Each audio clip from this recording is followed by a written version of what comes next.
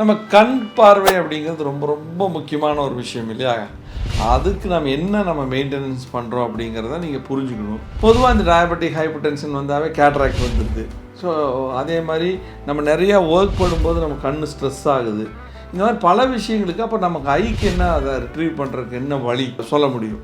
அதே சமயம் கேட்ராக்ட் வந்துருச்சு, இல்லை கண் பார்வை குறைஞ்சிருச்சு, எனக்கு கண்ணில் அரிப்பு வருது, இந்த மாதிரிலாம் இருக்கிறவங்க கலிக்கம் அப்படிங்கிற விஷயத்த நாம் செய்யலாம். இதில் நேத்திரதாரா அப்படின்னு சொல்லி ஆயுர்வேதத்துலேயும் கலிக்கம் சொல்லி சித்தா அப்படின்னு சொல்லக்கூடிய ஒரு விஷயந்தான் இந்த விஷயம். இதை நம்முடைய ஹாஸ்பிட்டலில் எவ்ரி செகண்ட் சாட்டர்டே இந்த வருடம் நம்ம செய்கிறோம். பொதுவாக அதிகமாக ட்ரிங்க் பண்ணுறவங்க, diabetic patient, hyper tension patient, cardiac மருந்து எடுக்கிறவங்க, நியூரலாஜிக்கல் டிசார்டருக்காக மருந்து எடுக்கிறவங்க, இன்சோமெனிக்கா தூக்கமின்மைக்கு மருந்து எடுக்கிறவங்க, டிப்ரெஷனுக்கு மருந்து எடுக்கிறவங்க, தொடர்ந்து கம்ப்யூட்டர் பார்த்துட்டே இருக்கிறவங்க, இந்த மாதிரி ஆட்கள் கண்ணில் எரிச்சல் இருக்குது, கண்ணில் நீர் வலியுது, கண் அடிக்கடி ட்ரைனஸ் ஆகிடுது, இந்த மாதிரி பலதுக்குமே இந்த கலிக்கம் ஒரு எக்ஸலண்ட்டான ஒரு மெத்தட். இது நீங்கள் மந்த்லி ஒன்ஸ் நம்ம ஃப்ரீயாக பண்ணுறோம். நீங்கள் வீக்லி ஒன்ஸ் தாராளமாக நீங்கள் சில விஷயங்களை டாக்டரோட அட்வைஸ் படி வீட்லேயே செய்யலாம்.